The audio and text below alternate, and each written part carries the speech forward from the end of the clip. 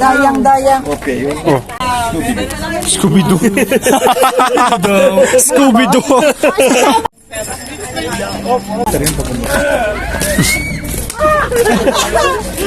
Di kaya. Lobat na ako, guys! Yo!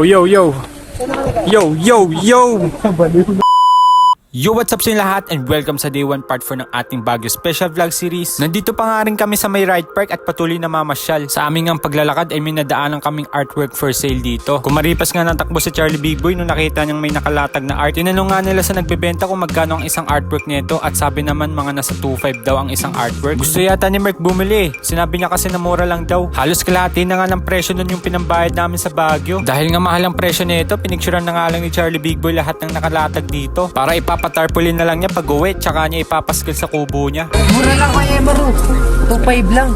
Dayang. Okay. Oh, parang bawat kanto may aso no? Nilagpasan na nga namin yun at dumiretso na ulit kami sa paglalakad. By the way, pag napadaan kayo dito, bumili kayo ng artwork ni Kuya para naman kumita siya. Naisipan pala ng mga kasama ko na magpa-picture kami sa malaking aso. Nung mga unang punta ko nga dito sa Baguio, puro mga kabayo lang ang nakikita kong ginagawang picturean. Ngayon may mga aso na rin pala. 100 pesos daw ang dalawang shot nito kasama pati post ng aso. Di ko na nga maalala kung kaninong cellphone ang ginamit dito sa pagpicture Pero ang naalala ko lang dito yung nagambag ulit kami niyan. Syempre, di mawawala yun. Ba, oras na ba? Mag-alas 10 pa lang. Yung isa kakagatin yung isang tao. Dalawang post?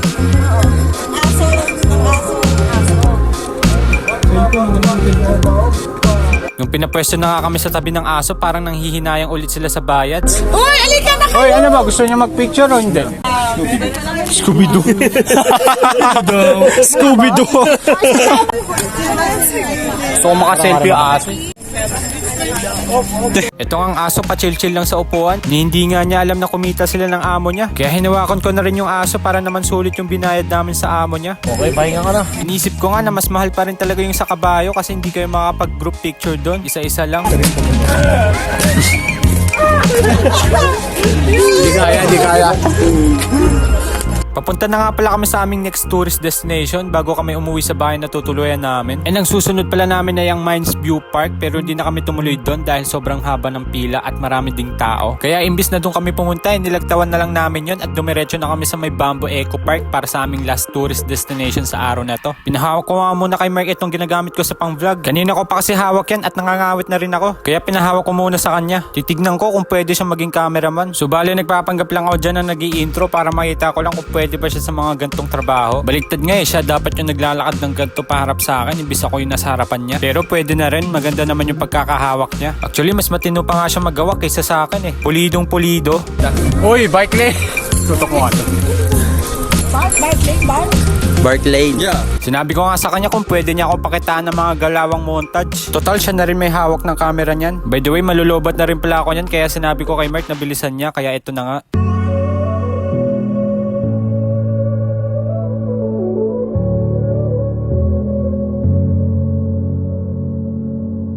Wala, may cameraman tayo Dapat kanina pa lang nag-aayos na tayo. Medyo busy Medyo busy sa pagpipicture pero carry naman.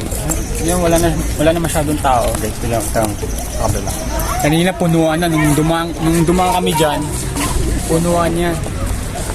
Maraming taong dumadaan. Parang nga ako naka-gimbal nito di voice command. Nalingat nga lang kami ng saglit, bigla na naman dumagsa mga pumapasok na tao sa kabila. Wow, daming tao. Daming tao. Parang nga lang mga langgam Habang nagbibideo pala kami niyan, hindi ko alam na may tao pala sa likuran ko. Mukhang na-disturbo pa namin, nakatayo na nga lang. Ang sama pa nga ng tingin sa camera nung umalis sa pwesto, parang mananakal pa. Tumakbo na nga ako sa sakyan para mag-charge gamit ang power bank. Lobat na ako, guys! And yun na nga, hindi ko na nga alam kung saan to Pero sa pagkakaalala ko, ito yung time na papunta kami sa Mines View Park. Pero dahil mahaba ang pila, dito na lang kami tumambay at nag-picture-picture. Kahit nga lang maupo ka lang sa isang tabi tapos kaharap mo to, okay na. At yun nga yung ginawa namin bago dumako sa Bamboo Eco Park.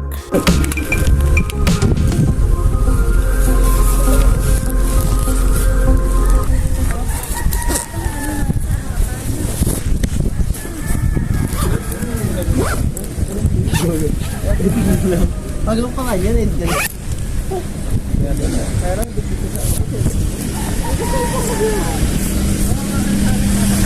Nakakaramdam na nga pala kami ng antok neto dulot ng kapuyatan sa naging biyahe. Kanina nga abang nasa van kami papunta dito ay puro kami bagsak sa kapaguran. Kahit nga nakakatatlo pa lang kami nang napupuntahan dito sa Baguio, talaga namang ramdam namin yung pagod at kapuyatan sa biyahe. Gusto ko na nga mauna sa tutuluyan namin para naman makapahinga na ako ng tuluyan neto. Kaso nga lang wala akong magagawa kundi sumunod sa mga kasama ko. Ganun talaga guys pag naka-tour package kayo nag Baguio. Pero ayos lang naman sa akin para na din masulit yung 4K na binayad ko.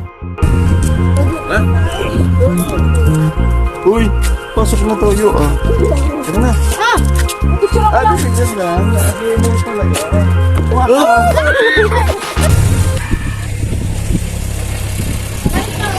Hoy, tara na! Ito na nga eh.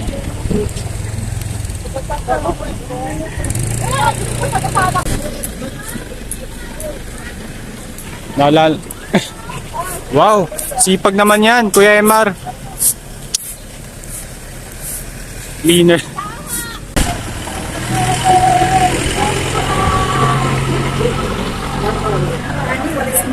Saan ba man? Dito o doon? Yo, yo, yo. Yo, yo, yo. Kanina nakasando, ngayon naka-jacket na. Nandito na nga pala kami sa may Bamboo Eco Park at ako na nga lang mag-isa pumasok dyan. Sa totoo lang, di na nga rin sana ako papasok dyan kaso iniisip ko yung binayad ko sa Baguio. Kaya naman kahit pagod na ako, sumandali akong pumasok para tignan itong loob. Yung mga kasama ko nga pala, mga nagpapahinga na sa labas. Inaaya nga nila akong pumasok dito eh. Total vlogger naman daw ako kaya napilitan lang din ako pumasok. Hindi pa nga nila ako aayain, talagang matutulog lang ako sa van. Habang naglalakad pala ako, akala ko may sasapak na sa akin sa harapan ko. Ito kasi si Kuya parang nag-aabang ng bibirahin eh. Nagpatuloy na nga lang ako sa paglalakad. Mukha talagang monkey. Para ka nga talaga nasa Japan. Higit sa maraming bamboo, parang gusto ko na rin mahiga sa sobrang antok. Ganito nga yung boses ko habang naglalakad dyan.